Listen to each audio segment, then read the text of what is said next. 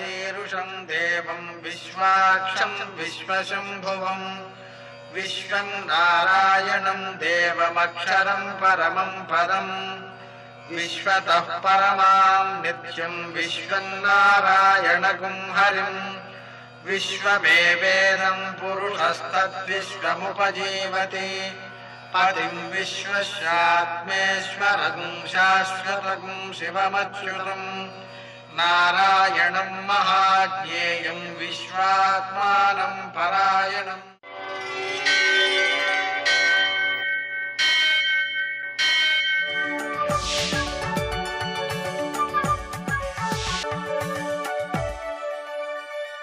सूर्यशौर्यमथेन्दुरिन्द्रपदवी सन्मङ्गलं मङ्गलम्। यःकर्ता जगतां भर्ता संहर्ता महसान्निधिः प्रणमामि तमादित्यं बहिरन्तस्त्वमोपहम्।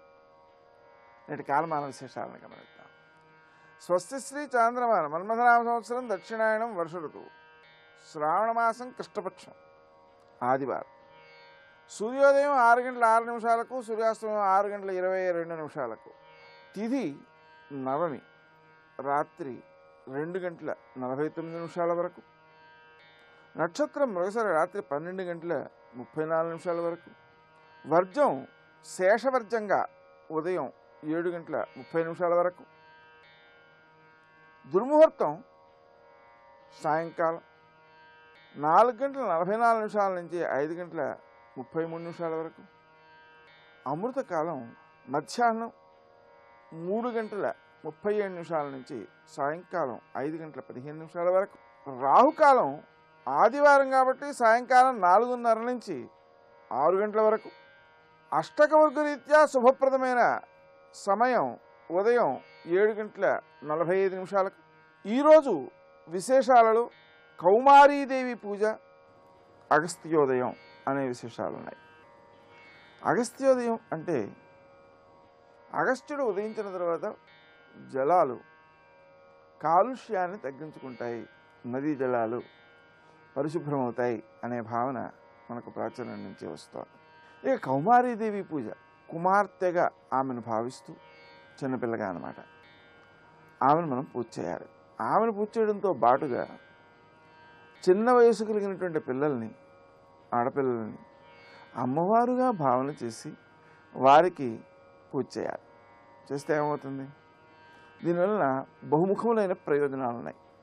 ఒకటి, వారిలో మనకు శ్రావణ మాసం అంటేనే అమ్మవారికి ప్రీతికరమైనది. గౌరీదేవికి సంబంధించిన వ్రతాలు ఉన్నాయి, అలాగే లక్ష్మీదేవికి సంబంధించిన వ్రతము ఉంది. అయితే ఈ కౌమారి అనేటువంటిది గౌరీదేవి యొక్క స్వరూపంగానే భావించబడుతుంది చిన్నపిల్లగా. ఆ గౌరీదేవిని మనం పిల్లల్లో భావన చేసి పూజించడం ద్వారా వారిలో దైవికమైనటువంటి ఆలోచనలు పెరుగుతాయి. భగవంతునితో ఏకాత్మ భావన చేసేటువంటి ప్రధానమైనటువంటి లక్షణం వారిలో బీజ రూపంలో నాటుకుంటుంది. చిన్నప్పుడు మనం ఏం చెప్పినా అవి బాగా నాటుకుంటాయి కాబట్టి అందుకని ఈ కౌమారి పూజ బహువిధాల ప్రయోజనాన్ని అందించేదిగా ఉంటుంది. అందరిలోనూ దైవాన్ని దర్శించడం అనేటువంటి అలవాటు కావడానికి కూడా ఇది ఒక నాంది. అంతటా దైవాన్ని దర్శించడమే మోక్షానికి చాలా చక్కని మార్గం. జీవిత లక్ష్యాన్ని చేరుకోవడానికి ఈ కౌమారి పూజ బాగా ఉపకరిస్తుంది. నేటి ఆణిముత్యాలు.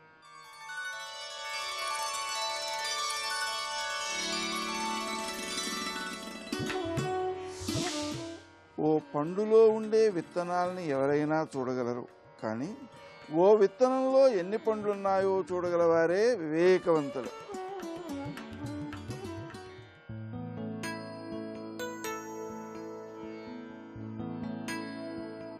ఓ ఆనందం, ఓ విషాదం, ఏది జరిగినా కర్మ అనుకుంటారు అందరూ. కానీ ఏమీ జరగకూడదనే భయంతో వాస్తవాలకి దూరంగా ఉండడమే నిజమైన కర్మ.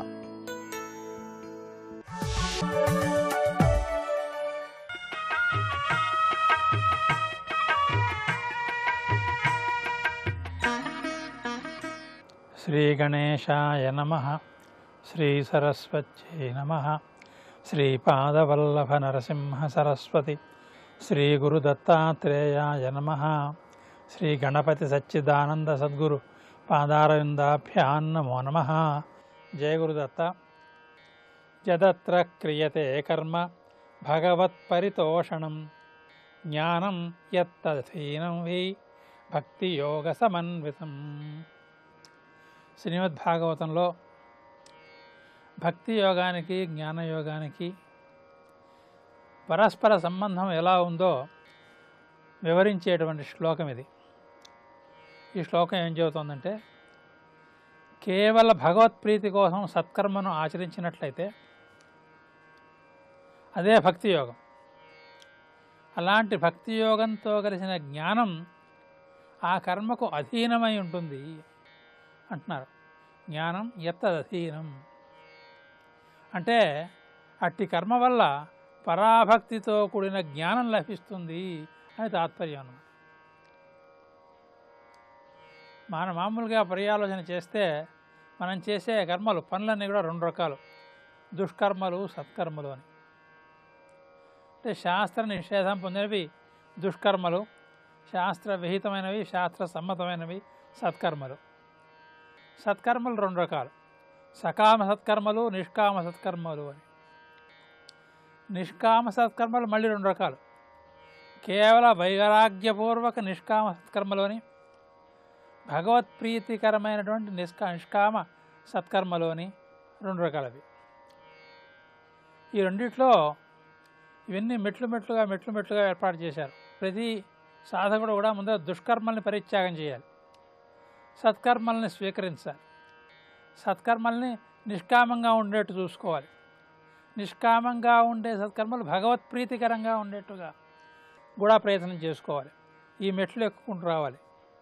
అలా గనక మెట్లు ఎక్కకపోయినట్లయితే పై స్థాయి కోసం సూటిగా ప్రయత్నం చేసినా కూడా కొన్ని చిక్కులు ఉన్నాయి. ఇందుకు సాక్షాత్తుగా వేదవ్యాస భగవానుడినే మనం ఉదాహరణగా తీసుకోవచ్చు. ఆయన కేవల జ్ఞానయోగ మార్గంలో ఉపాసన బాగా చేశాడు, చాలా ఉత్తమ స్థాయిని సాధించాడు, బ్రహ్మసూత్రాలను కూడా రచించాడు, బ్రహ్మర్షి శ్రేష్ఠుడిగా కీర్తి పొందాడు.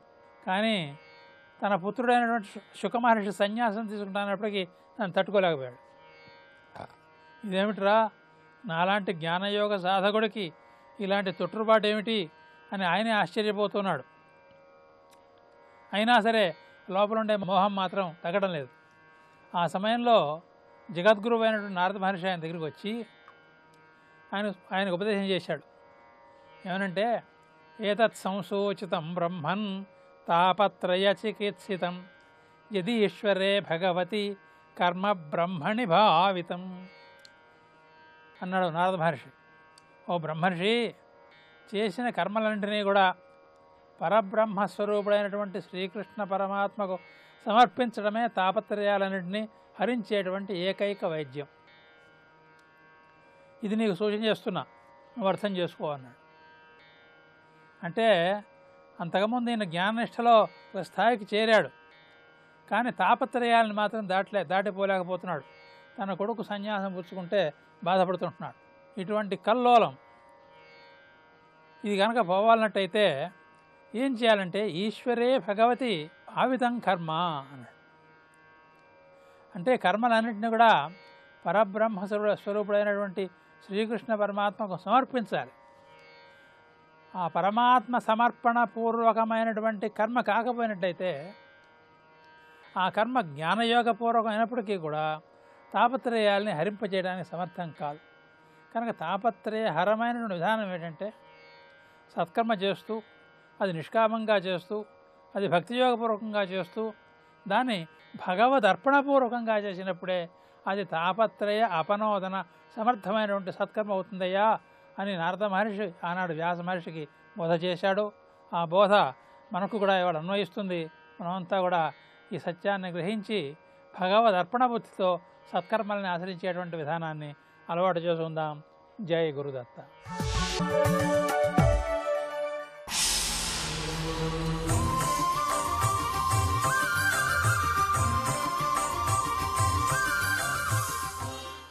శతక సాహితీ సరస్వతికి నమస్కారం. యదంతఃఖేలంతో బహుళతర సంతోషభరిత నకాకానాకాధీశ్వర నగర సాకాంక్ష మనసః నివాసాత్ లోకానాం జనిమరణ శోకాపహరణం తదేతత్తే తీరం శ్రమశమనధీరం భవతు నః.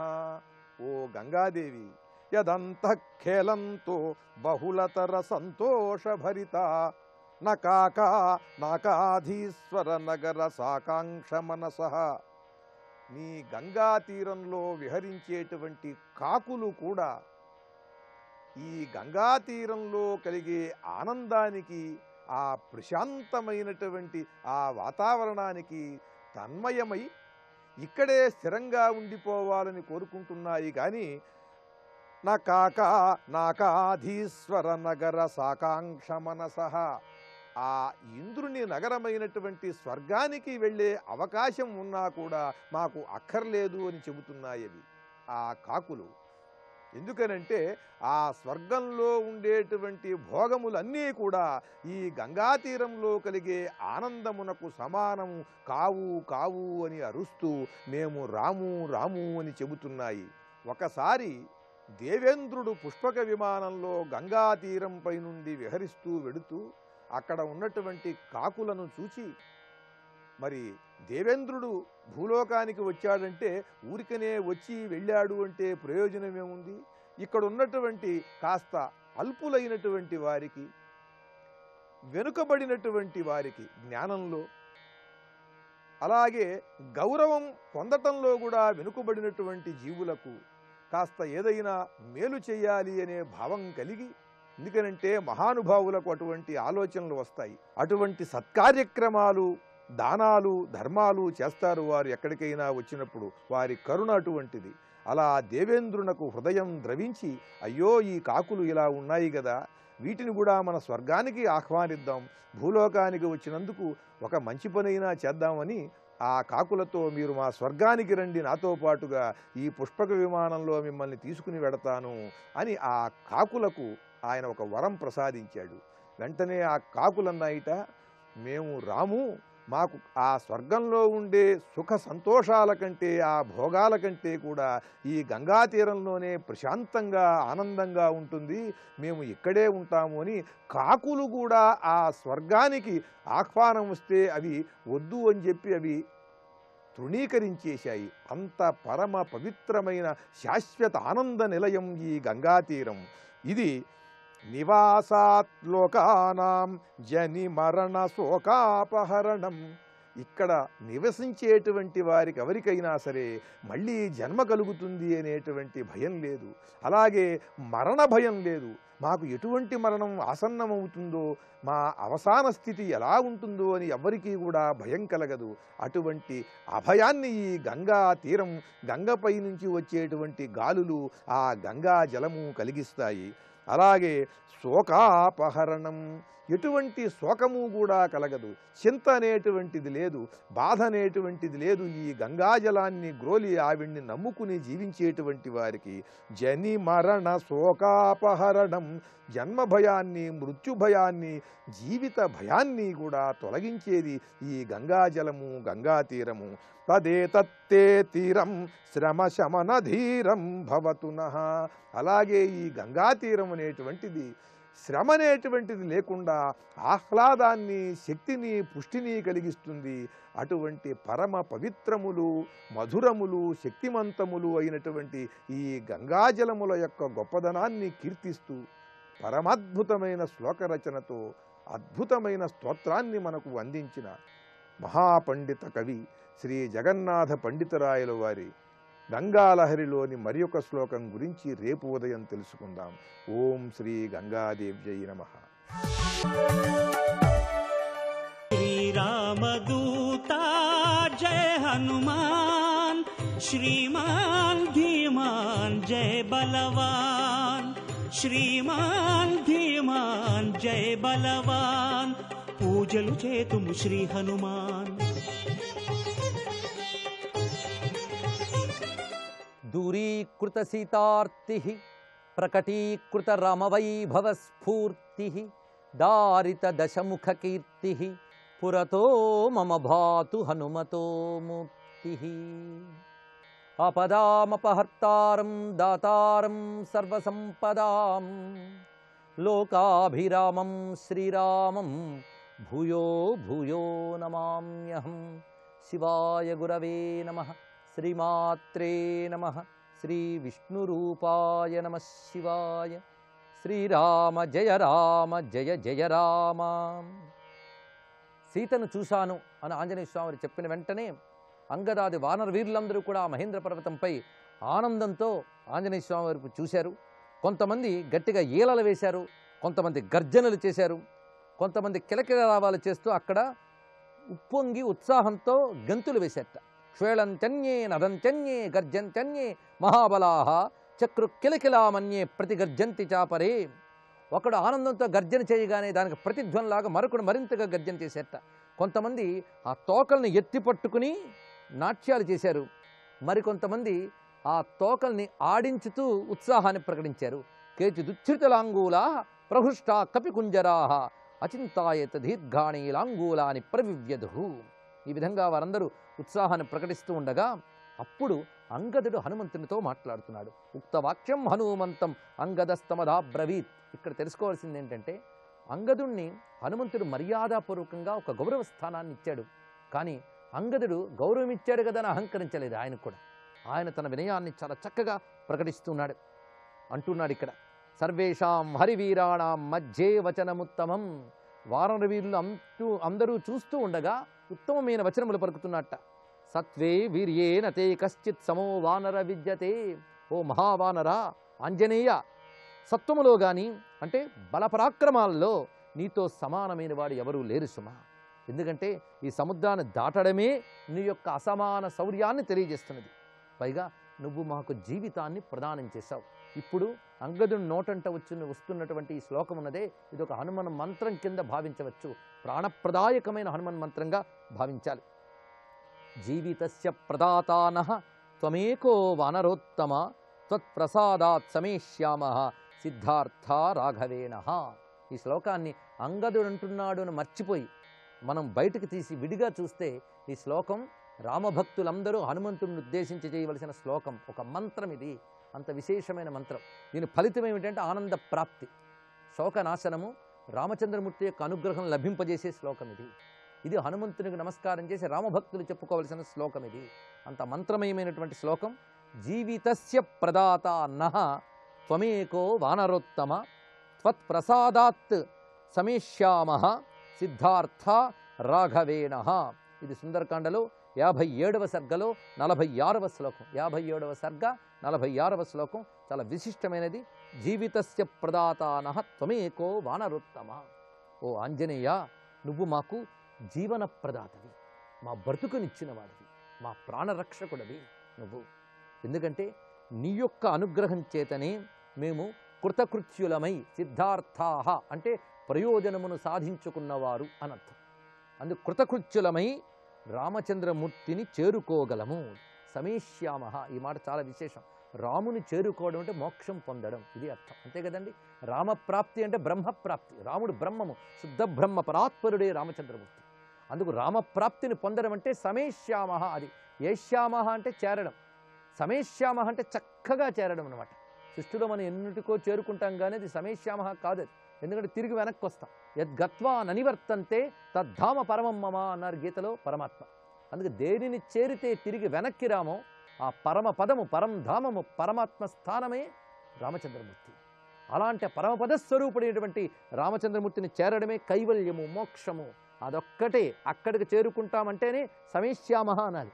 అందుకు ఇక్కడ త్వత్ప్రసాదాత్ సమేష్యామః. రామప్రాప్తి అనగా మోక్షము నీ అనుగ్రహం వల్లనే వస్తున్నది. ప్రాణప్రదాతమైన నీ అనుగ్రహం వల్లనే వస్తుంది. అప్పుడు మేము సిద్ధార్థులం కాగలం. నీ వల్లనే మేము సిద్ధార్థులం అవుతాం. సిద్ధార్థులు అంటే ధన్యులు, కృతకృత్యులు అని అర్థం. ఎందుకు మనం పని మొదలుపెట్టామో అది పూర్తి చేస్తే కృతకృత్యత. ఏమిటా పని? అసలు జన్మించడం ఎందుకు జన్మించామో అది సాధిస్తేనే సిద్ధార్థులం. జన్మకి పరమార్థం భగవత్ ప్రాప్తి. ఇది ఒక్కడు గుర్తుపెట్టుకోవాలి. ఉత్తమ సంస్కారవంతులకి ఇదే లక్ష్యం. కానీ భారతీయ సంస్కృతిలో పుట్టినటువంటి మహాత్ములందరికీ ఒక లక్ష్యం ఉంది జీవితానికి. ఆ లక్ష్యం ఏమిటి? భగవత్ ప్రాప్తి. అంతేగాని పుణ్యాలు చేస్తే స్వర్గమును సుఖం అనుభవించుట, చచ్చిన తర్వాత నరకాలకు పోవుట, ఇవి ఇతర ధర్మాల్లో కనిపించేటువంటి ప్రయోజనాలు. కానీ భారతీయ హైందవ ధర్మంలో ప్రయోజనం ఏమిటంటే భగవత్ ప్రాప్తి, పునరావృత్తి రహిత కైవల్య స్థితి అని చెప్తారు. ఆ మోక్ష ప్రాప్తి అనేటువంటి కాన్సెప్ట్, ఆ అంశం కేవలం హిందూ ధర్మంలో మాత్రమే మనకు కనిపిస్తున్నది. భగవత్ ప్రాప్తి అంటే ఇది ఇక్కడ. అందుకు ఆ బ్రహ్మప్రాప్తి, రామచంద్ర ప్రాప్తిని పొందడమే సిద్ధార్థ లక్షణము, అనగా జీవించిన దానికి సాధనకి ఫలితమది.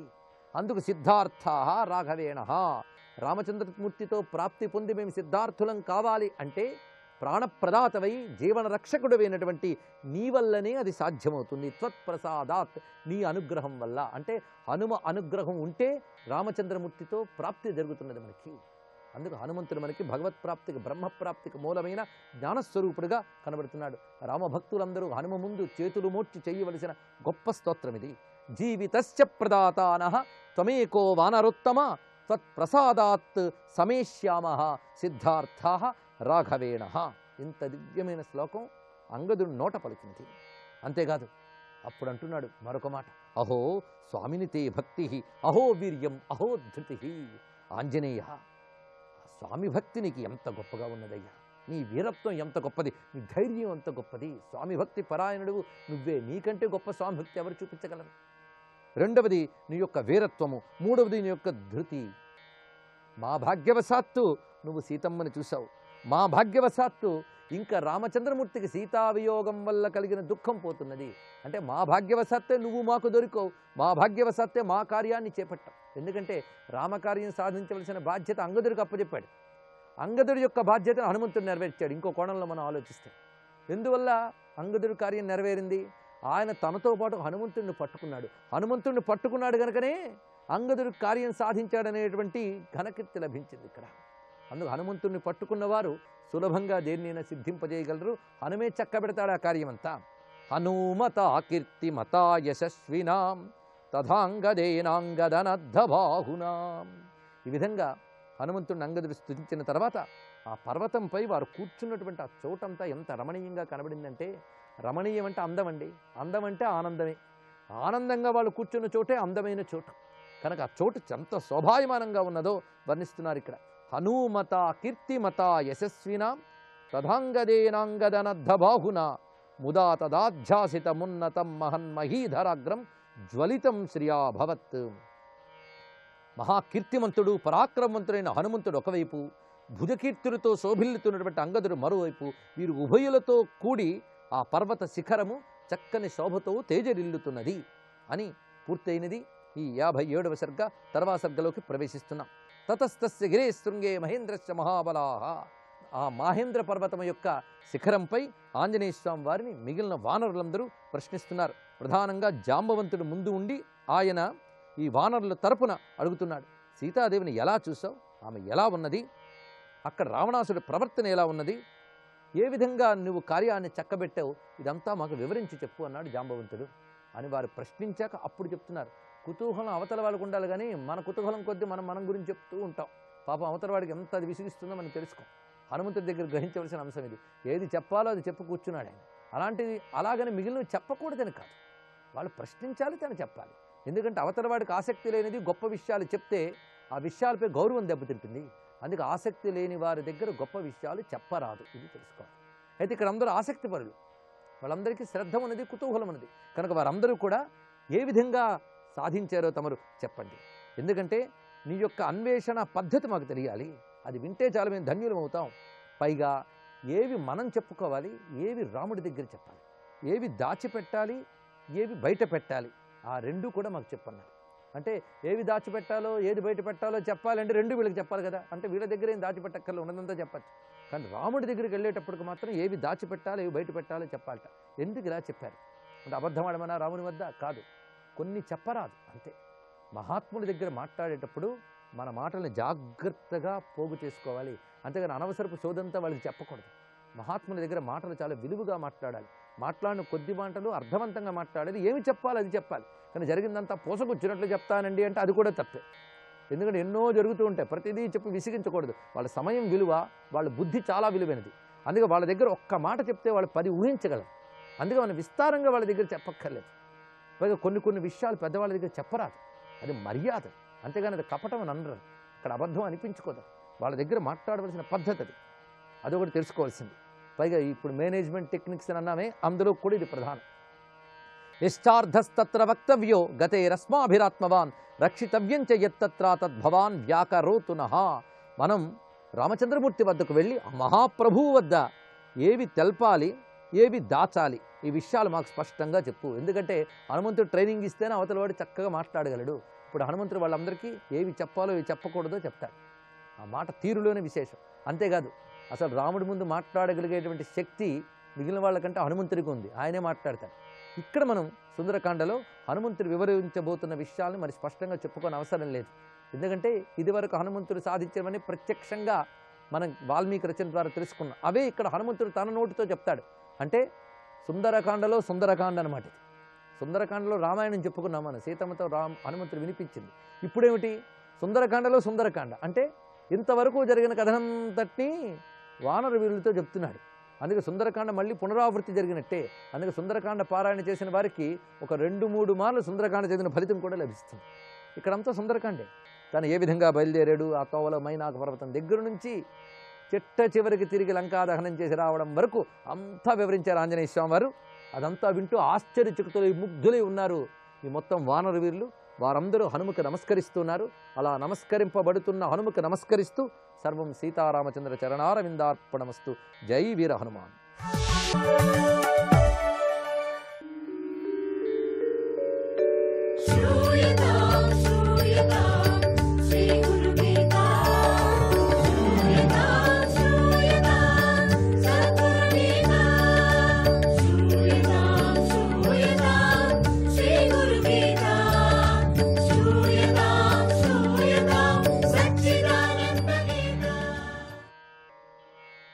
జై గురుదత్త.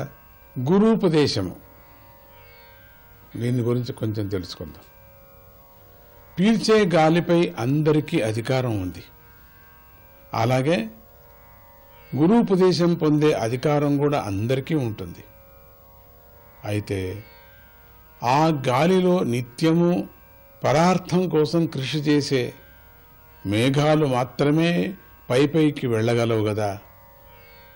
ఇంకొకరికి సహాయం చేయాలా, భూమిని చల్లగా పెట్టుకోవాలా, ఆ భూమిలో 10 మందికి పంట పండించాలా, మంచి వానలు రావాలా అనే ఒక మంచి దృష్టి ఉంది కాబట్టే పైపైన వెళ్ళిపోతున్నాయి.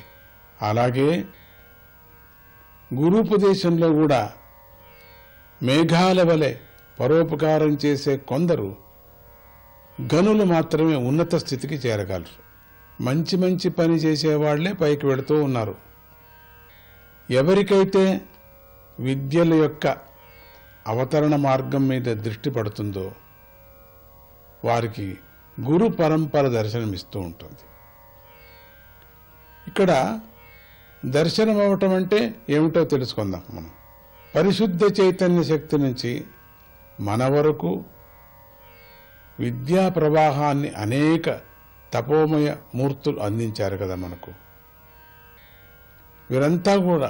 వీళ్ళందరూ కూడా నిస్వార్థులు. వీళ్ళకి ఏ విధమైనటువంటి స్వార్థం లేదు. వీరి గురించిన అవగాహన కలగటమే దర్శనం అన్నారు. మంచివాళ్ళ యొక్క విచారాన్ని తెలుసుకోవటమే పరమాత్ముడి యొక్క దర్శనం కూడా అన్నారు.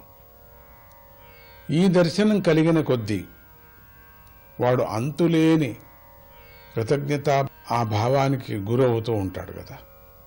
అంతేగాక ఆ గురువుల పట్ల తాను చూపించే ప్రేమ అంతా చాలా స్వల్పమని ఆవేదన కలుగుతూ ఉంది.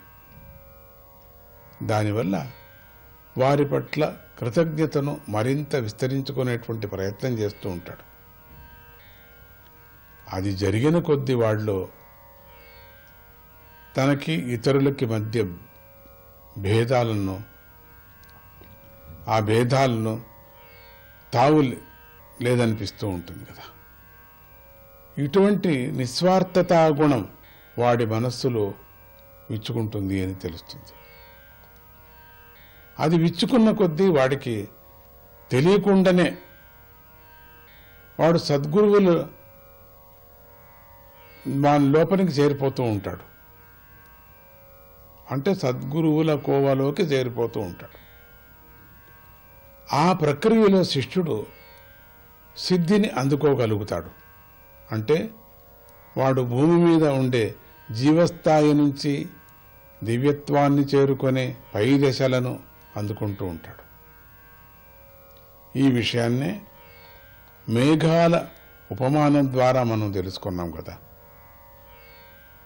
ఒకప్పుడు క్రింద ఉన్న నీటి చుక్కల రూపాంతరమే కదా మేఘం.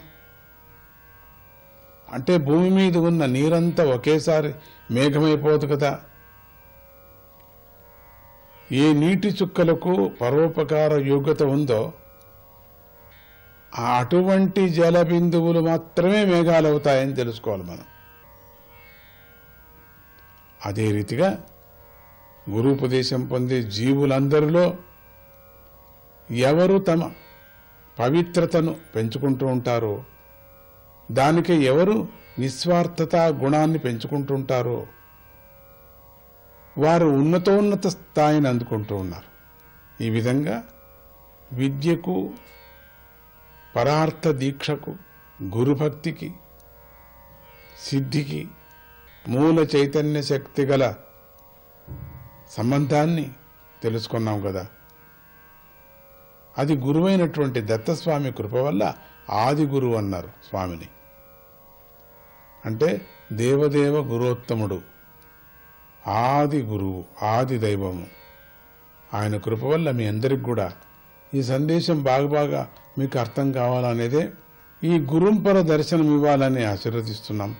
అందరికీ కూడా ఈ గురుతత్వం బాగా మీకు తెలియాలా అనేది కూడా సంతోషంగా అందరినీ కూడా ఆ ముక్తి పథానికి తీసుకువెళ్ళాలనేటువంటిదే ఈ గురుగీత యొక్క ఉద్దేశం.